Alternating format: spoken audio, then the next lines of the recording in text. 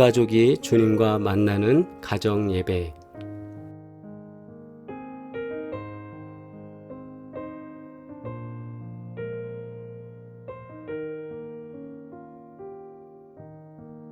(3분) 기도의 시간입니다. 주여, 저는 언제나 주의 사람이 되고 싶습니다. 이 시간 함께 기도드리면서 하나님 편에 있기를 원합니다. 주의 편에 있기를 원합니다.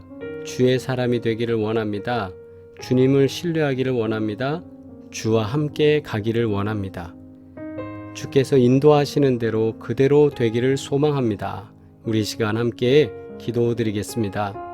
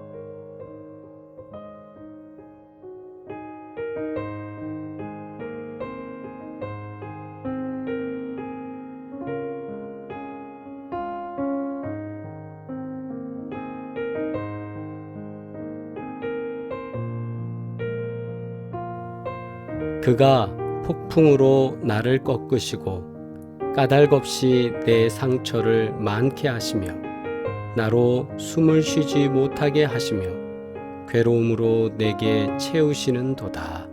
아멘. 공동기도 드리겠습니다.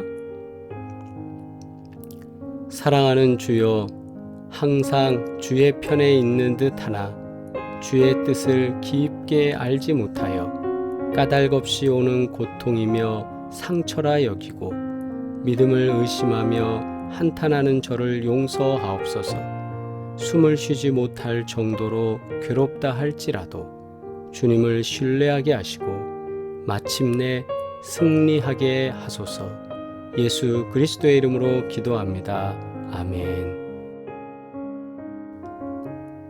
온 가족이 주님과 만나는 가정 예배, 주만 예배 시간입니다. 하나님께서 도우시고 복 주시는 귀한 은혜가 오늘도 주님께 예배드리는 사랑하는 모든 가족들 가운데 있기를 주의 이름으로 축원합니다.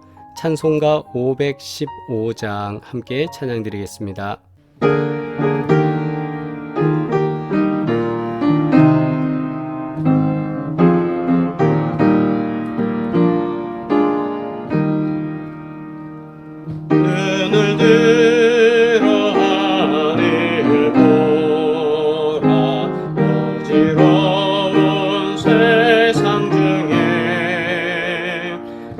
곳곳마다 상한 영예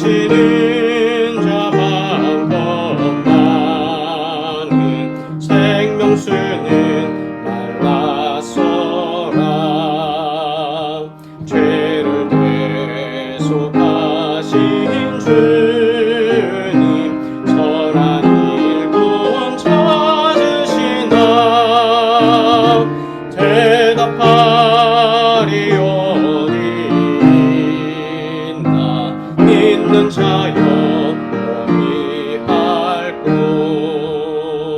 눈을 들어 하늘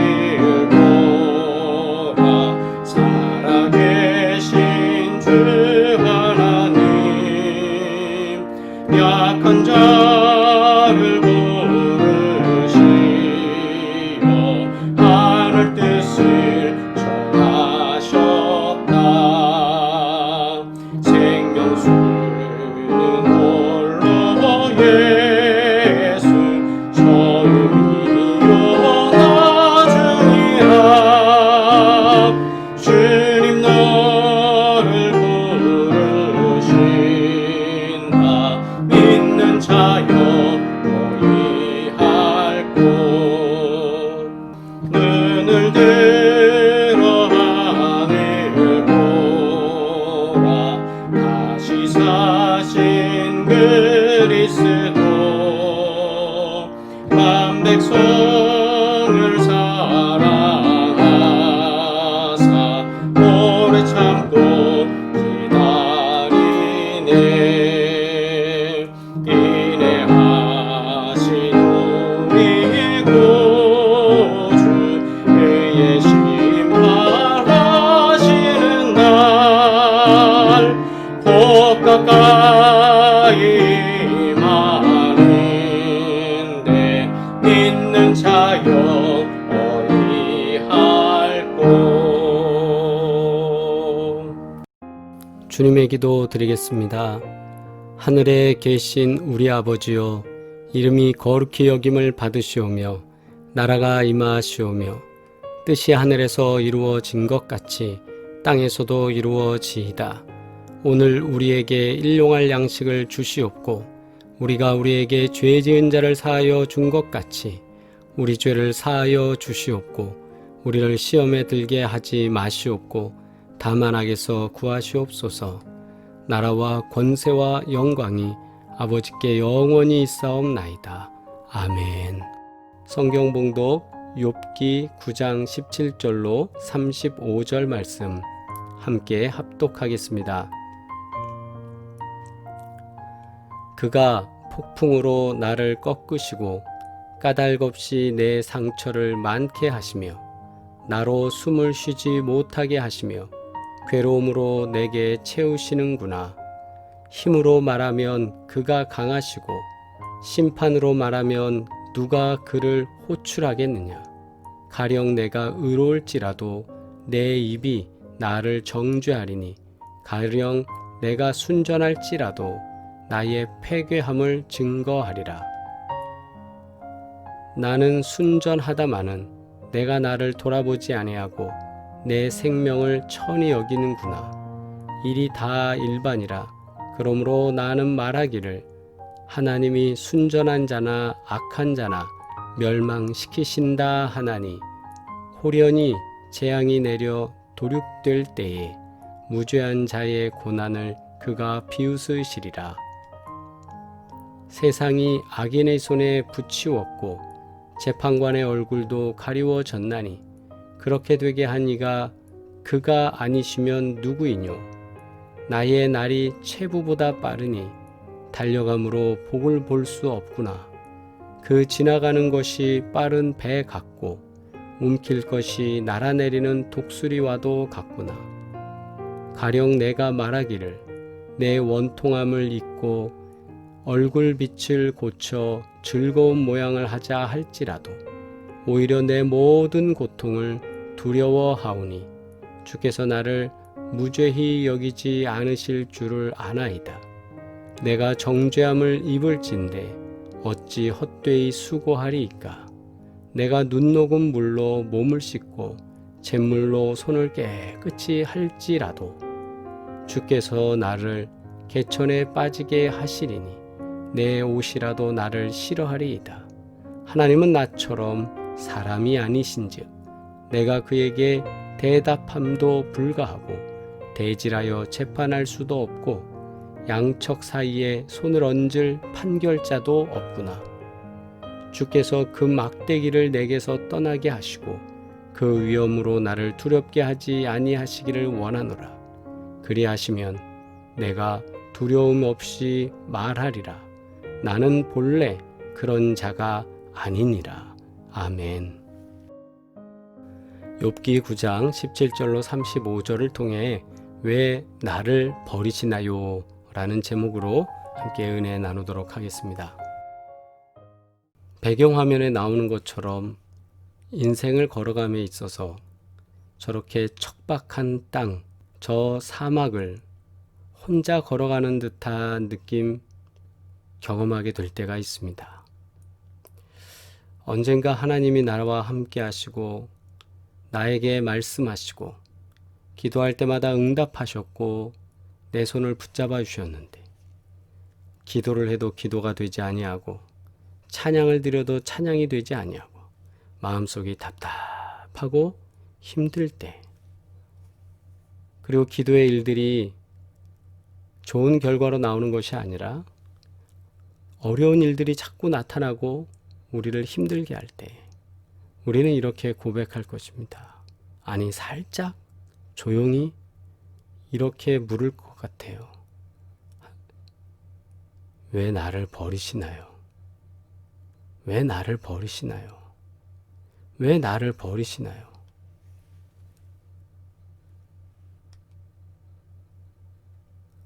오늘 성경 본문에 나오는 욥도 고난 배후에 사탄이 있음을 알지 못한 상태였기 때문에 계속해서 하나님께 탄식합니다. 왜 자신을 계속해서 죄인 취급하시며 고난 가운데 죽어가게 하시는지, 왜 나를 하나님은 돌아보지 않으시는지 그걸 질문합니다. 주님, 왜 저를 버리십니까? 주여, 왜 나를 버리시나이까? 오늘 본문 말씀은 바로 주님, 왜 나를 버립니까? 라는 큰 문장 한 문장으로 다 정리가 될 것 같습니다. 주님, 왜입니까? 재산, 자녀, 건강 다 잃었어요. 친구인 엘리바스가 와서는 자신의 비전을 통해 죄인으로 찍힌 우리 욥한테 계속 말하는 겁니다. 그는 영문도 모른 채 하나님이 자신을 이렇게 몰아가신다고 오해하고 있습니다. 그리고 욥은 억울해하며 탄식합니다. 자신은 하나님 앞에서 바르게 살려고 노력했는데 하나님은 자신을 악인과 다를 바 없이 취급하신다며 자신이 스스로 놀라워하고 있습니다. 왜일까요? 우리가 인생을 살아가면서도 사랑하고 아끼고 너무나 소중했던 사람이 하루아침에 인사도 받지 않고 분위기가 냉랭해질 때 어떤 느낌을 갖게 될까요? 어떤 분이 자기가 존경하던 분이 있었어요. 그래서 그분을 위해서 많이 일하고 그분을 상사로서 열심히 잘 모시고 있었는데 어느 날 자신을 오해하는 것 같아서 미칠 듯 괴로워했다고 말하더라고요. 그 내용을 들어보니까 자기는 변함이 없었는데 아침 딱 출근할 때부터 인사를 드리는데 전혀 쳐다보지도 않고, 그리고 뭔가를 말하면 오히려 냉랭하게 그냥 그렇게만 답을 하고, 그리고 갑자기 회의를 할 때도 계속 그 사람한테만 막 몰아세우는 거예요. 실적이 어떻게 됐냐? 뭐 증가는 어떻게 됐냐? 대책은 뭐가 있냐? 평상시답지 않게. 근데 참 신기한 건 주변에 자신의 밑에 사람들, 아랫사람들이 같이 있는 상황 속에서 이 사람을 계속 질타한 겁니다. 일도 안 주고, 소위 말해서 책상 빼 이거죠. 하루아침에 모든 것이 뒤바뀌어 버렸어요. 그거를 한 1년 이상을 견디면서 생활을 했다고 하더라고요. 그 말을 듣는데 되게 힘들겠구나. 우리가 인생을 살면서 사회 조직이든 직장이든 이런 일들 당할 때 있지 않습니까? 아니, 나 열심히 했고 나는 문제가 없는데 왜냐 이거죠. 왜 왜 나한테 갑자기 하루아침에 이런 일이 벌어질 수 있는가? 사람 간의 관계 속에서도 사랑하고 아끼고 너무나 소중했던 사람이 하루아침에 냉랭해지는 거예요. 하루아침에 모든 게 바뀌었습니다. 하루아침에 욥과 주와의 관계도 이렇게 바뀌었습니다. 그러니까 욥은 많이 힘들어합니다. 욥에게는 이런 상황이 마치 하나님의 공의가 이 땅에서 실종된 것처럼 느껴지는 거예요. 아, 하나님이 지금 이 땅을 버리셨는가?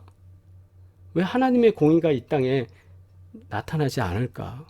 나는 선하고 의롭게 살아왔는데 왜 내가 고난을 받아야 될까라는 아주 답답한 상황.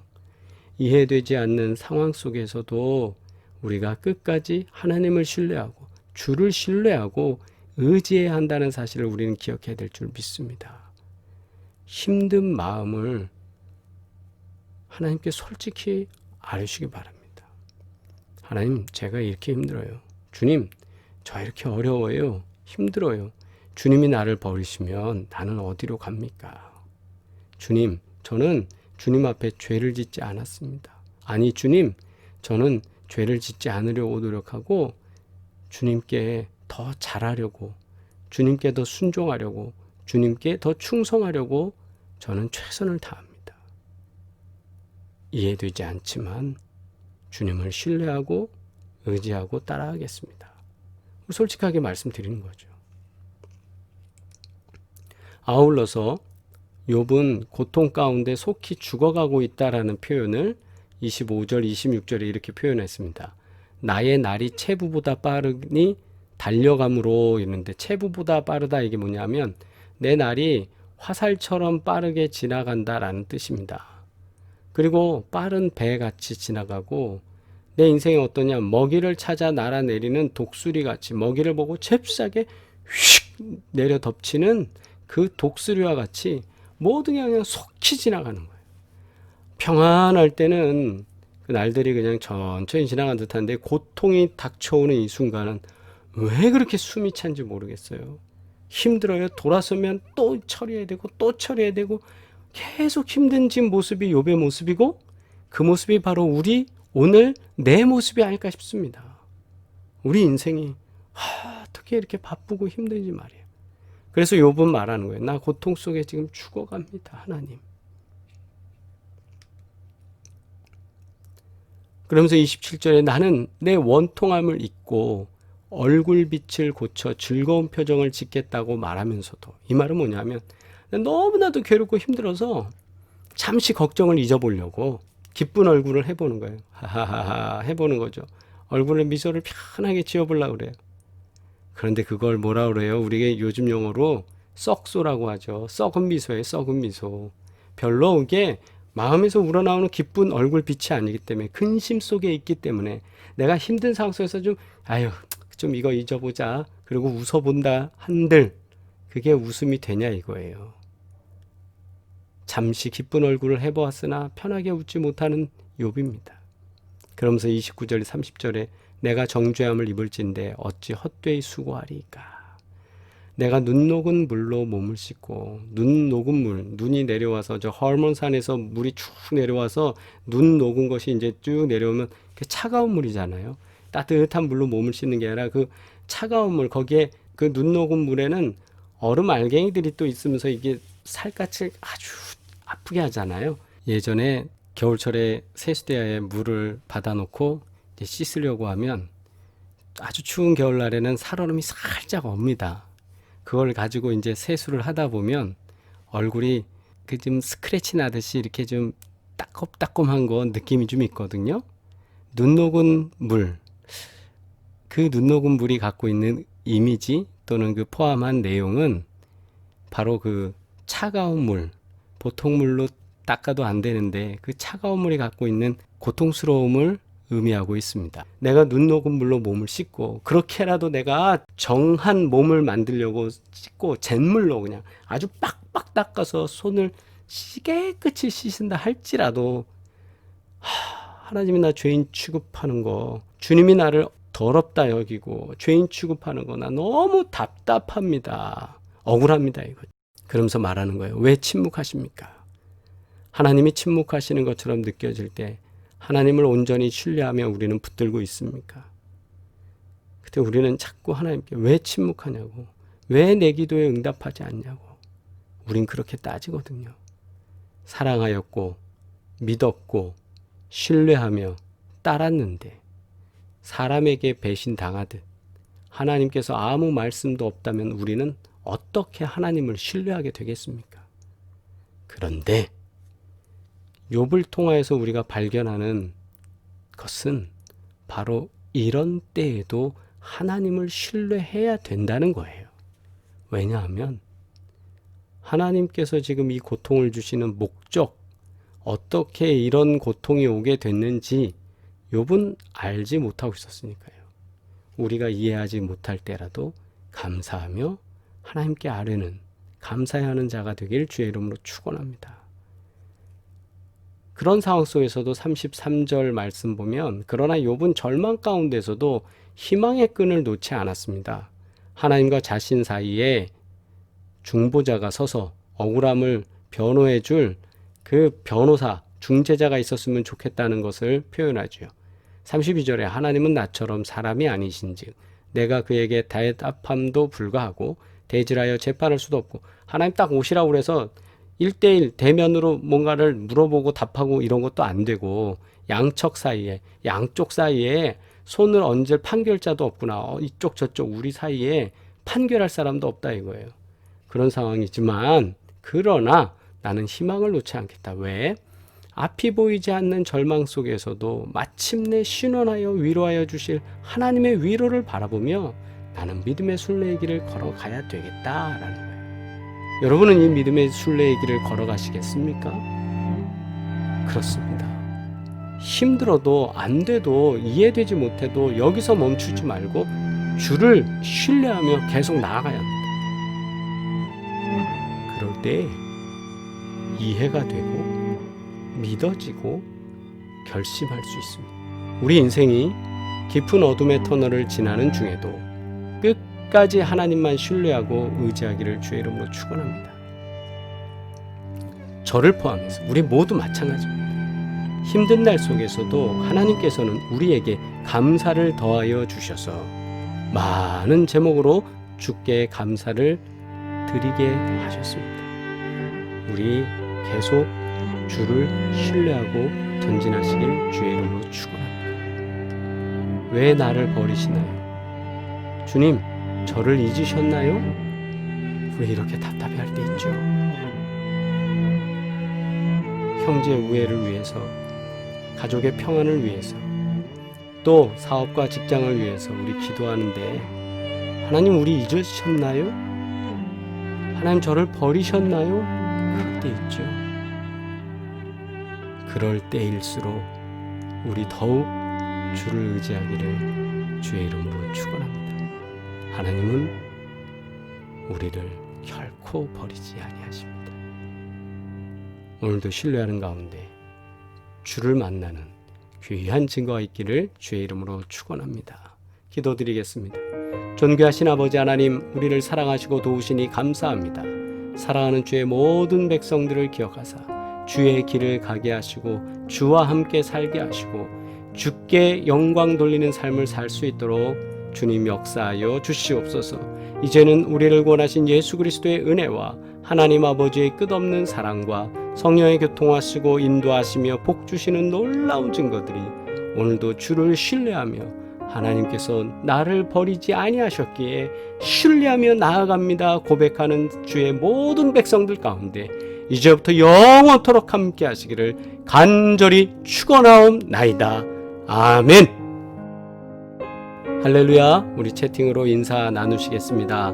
하나님께서 사랑하는 모든 주의 백성들 가운데 예배에 참여하신 모든 분 가운데 평강으로 역사하실 줄 믿습니다. 치유와 회복을 위한 기도 우리 계속 기도 부탁드리겠습니다. 아울러서 우리 수도권 지역에는 코로나19 상황 속에서 사회적 거리두기 1.5단계가 시행되게 됩니다. 다시 점점 늘어나는 확진자 속에서 여러분 건강 관리 잘 하시고 하나님의 은혜 가운데 거하시길 바랍니다. 기업을 위한 기도 계속 부탁드리겠습니다. 사업장 같은 경우엔 사회적 거리두기 1.5단계가 되면 또 불편해지는 게 많습니다. 하나님, 우리 기업을 기억해 주셔서 복되게 하시고 평안하게 하시고 경제적으로 어려운 일 없도록 주님 역사해 주시옵소서. 우리 기도드리겠습니다. 1000명 성도를 위해 기도하겠습니다. 언제 1000명 되겠습니까? 하나님이 하시면 됩니다. 너무 큰 개념 아닙니까? 큰 숫자 아닙니까? 큰 믿음 아닙니까? 아닙니다. 하나님 하시면 됩니다. 우리 같이 기도하면서 1000명 성도를 위해 기도 간구하시기를 바랍니다.